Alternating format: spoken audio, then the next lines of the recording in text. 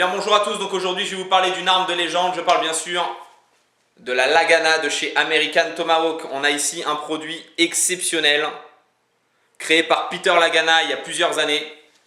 Un produit qui a fait énormément parler de lui pendant la guerre du Vietnam, qui après par la suite a équipé beaucoup de militaires sur le terrain et encore aujourd'hui équipe beaucoup de militaires et forces de l'ordre sur le terrain.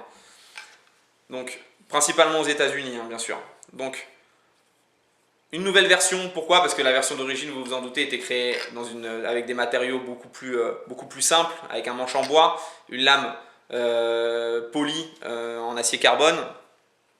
Là aujourd'hui, on a une lame toujours en acier carbone, un nouvel alliage, en tout cas c'est du 10-60, à dureté 52-54, avec un manche en bois qui a été remplacé par une matière extrêmement solide, un petit plastique caoutchouc là, qui est extrêmement résistante au choc et à toute forme d'agression extérieure.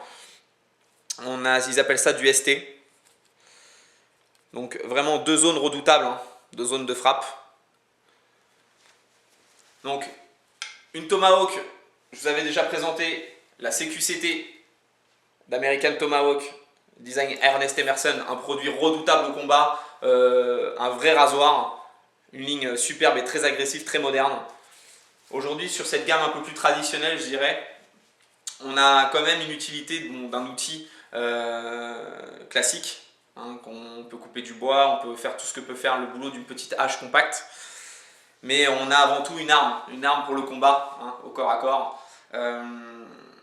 Par rapport à la CQCT, l'avantage c'est que c'est un produit, c'est une hache de lancer également, la Lagana, qui permet de éventuellement maîtriser un individu à quelques mètres. Un simple jet comme ça, s'il est armé, ça peut permettre de gagner quelques secondes, ça peut permettre de le neutraliser complètement, mais ça peut, parce qu'un lancer ça se fait pas comme dans les films, si vous voulez, vous prenez pas votre couteau ou en tout cas à l'époque sur le terrain pendant les entraînements pour le combat en cas de guerre, on vous explique bien qu'il ne faut pas lancer et attendre, et en vous disant c'est bon, je l'ai eu entre les deux yeux, dans 2 minutes il va tomber. Non, c'est pas ça. Tout comme la hache et tout comme le couteau, vous lancez sur la cible, mais derrière, il faut courir vers la cible. Vous lancez et vous allez directement à l'attaque pour déjà voir si le boulot est bien fait. Si la personne n'est pas dans l'état où vous le souhaitez, vous terminez le travail et derrière, ça vous permet en même temps de récupérer l'outil. Donc c'est pareil avec la Lagana. Du lancer de hache, ça ne se fait pas du jour au lendemain, on s'entraîne, c'est beaucoup d'entraînement, une certaine maîtrise, il y en a qui sont spécialisés là-dedans, il y a des instructeurs de combat à la Tomahawk qui sont spécialisés pour ça. Généralement la Tomahawk, ça ne se manipule pas comme un couteau, on n'est pas sur des mouvements très compacts, d'accord? Déjà pour deux choses, on a deux zones extrêmement redoutables, donc dans la manipulation compacte comme ça près du corps, il y a des risques de blessure, il ne faudrait pas se perforer l'épaule ou quoi que ce soit, mais c'est surtout qu'il faut, pour qu'il y ait un impact, il faut de l'amplitude. Et l'amplitude, on n'en a pas avec des gestes secs, comme ça, surtout sur ce genre d'outil. On peut faire des petits gestes, mais avec les bras étendus.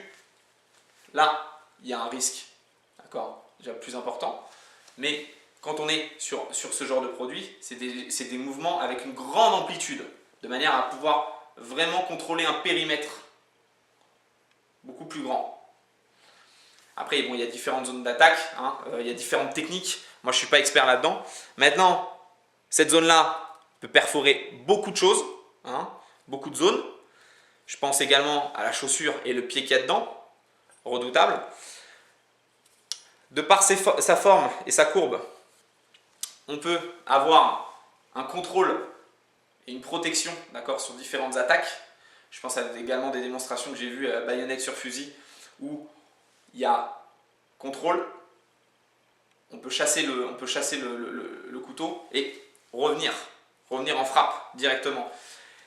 C'est un outil vraiment complet, c'est un outil qui fait partie de l'histoire. Il y a des choses intéressantes à faire avec.